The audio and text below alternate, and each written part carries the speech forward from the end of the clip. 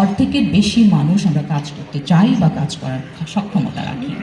কিন্তু যদি তরুণদের চিত্রটা আমরা পাশাপাশি দেখি, তরুণদের মধ্যে যারা আমরা ইচ্ছুক বা তরুণ সক্ষম, তাদের মধ্যে প্রায় 40%ই কিন্তু আমরা কোনো কাজের সাথে বা পড়ালেখার সাথে সক্ষম মানুষের চিত্রের সাথে যাচ্ছে না।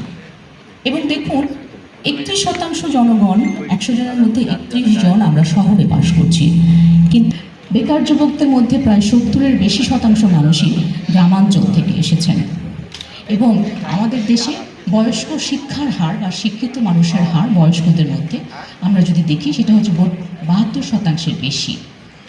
তবে এটা ঠিক 41% জনগোষ্ঠী কোনো ধরনের প্রাতিষ্ঠানিক শিক্ষার মধ্যে নেই। তাহলে এই 72% শিক্ষিত আসলে কারা, বা তাদের শিক্ষার হার বা তাদের শিক্ষার মান কোন পর্যায়ে আমরা অনুমান করতে পারছি।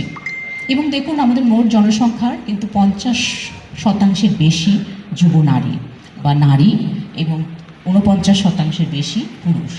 দেশের যুব নারী বেকারত্বের সংখ্যা কিন্তু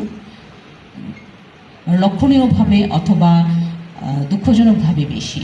প্রায় 9 লাখ নারী প্রতি বছরই বেকার থাকছেন।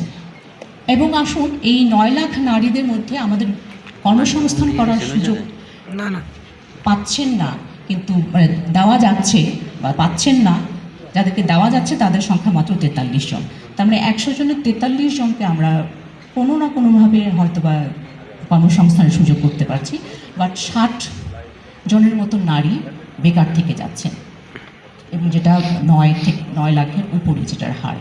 এবং দরিদ্র মানুষের 1/4 মানুষই কিন্তু গ্রামে বাস করছেন। এবং নারী সাক্ষরতার হার, এই বিষয়টা খুব ইতিবাচকভাবে বাংলাদেশের জনসংখ্যার একটা